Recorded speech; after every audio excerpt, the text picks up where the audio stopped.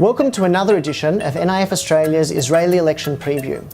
The last week has been a busy one, with the big storm surrounding the decisions by the Central Elections Committee to, on the one hand, allow the racist Otzma Yehudit Jewish Power Party to run in the upcoming elections, while on the other hand, banning both the Balad Party, a nationalist Palestinian party, as well as Ofer Kasif, a Jewish member of the joint Jewish-Arab Hadash Communist Party.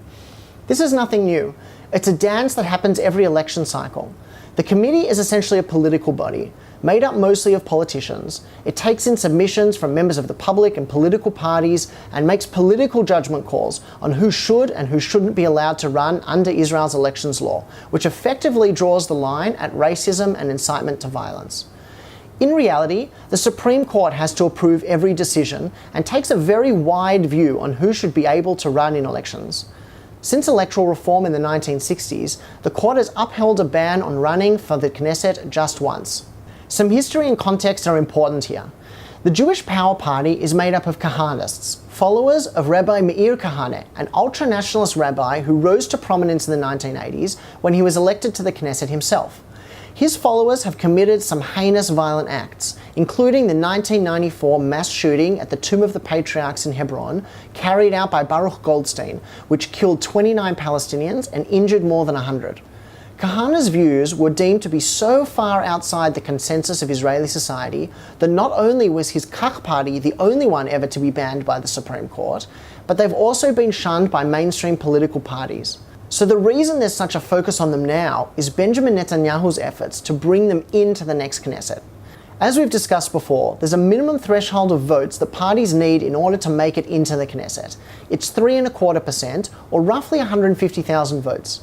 Netanyahu was so worried that right-wing Israelis would end up voting for the Jewish Power Party, but not enough to cross the threshold, that there'd be tens of thousands of wasted votes, which would essentially evaporate and cause the right-wing vote to be diluted and place pressure on his ability to form a governing coalition.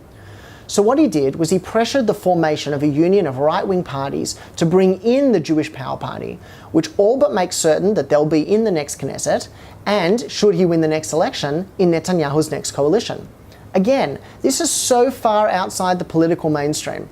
Not only did Israel's Attorney General give his legal opinion that they should be banned, but we've seen an almost unprecedented level of criticism from right-wing diaspora Jewish groups of Netanyahu's decision.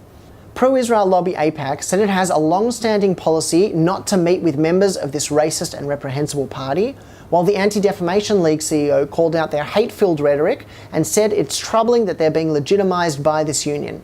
They were joined by more than 14,000 Israeli members of the Zazim organization, as well as another 10,000 supporters from the diaspora, which was coordinated by NIF and other organizations. Here's the thing. Even if Israel's Attorney General told the Elections Committee it should ban them, why then did the committee choose to ban the Palestinian-Israeli Balad Party but give the tick to the Kahanists? Some might say that banning the parties from either extremes makes sense, but the reality is that giving both of them equal weight is a false comparison. Kahanists are literally campaigning for violent and racist solutions, and there are many concrete examples where this has happened, not only the Goldstein massacre in Hebron, but also the violent price tag attacks on Palestinians carried out largely by settlers. The rate of those attacks tripled in 2018. You may not like Balad or Ofer Kasif's views, you may disagree with them, you may think they're anti-Israel or they're anti-Zionist, and you may be right. But that doesn't mean they're in the same league as Kahanists, who literally go around committing terror attacks. Just remember there's a reason that Israel's Attorney General recommended banning Jewish Power and the Kahanists, but didn't make that recommendation against Balad or Ofer Kasif. The Supreme Court will meet soon on whether to overturn either decision by the Elections Committee, and we'll keep you posted as that happens. Finally for this episode, last week we had International Women's Day, and here are 3 interesting pieces worth sharing with you. The first was a bit of showing off from one of the parties in particular, Ayelet Shaked and Naftali Bennett's New Right Party, which launched an ad comparing its female representation to the other Knesset parties. Likud, led by men. Ultra-Orthodox parties Shas and United Torah Judaism, women aren't even allowed to run. Yair Lapid and Benny Gantz's Blue and White, men, men and men. The New Right, though, co-chaired by a woman and women in 4 of the top 6 spots. A very clever ad. Next was an interesting poll which gave results if only women voted. It showed Benny Gantz and Yair Lapid's party would be on 34, followed by Likud. Labour would come in next with 9 seats, while Meretz and the union of Hadash and Ta'al would also get 9. Add in Orly Levy's Gesher party with 4 seats, which largely focuses on social and economic issues, and they'd already have a comfortable centre-left bloc able to form a coalition. The New Right Party, for what it's worth, 5 seats, or roughly the same whether you ask women and men or just women.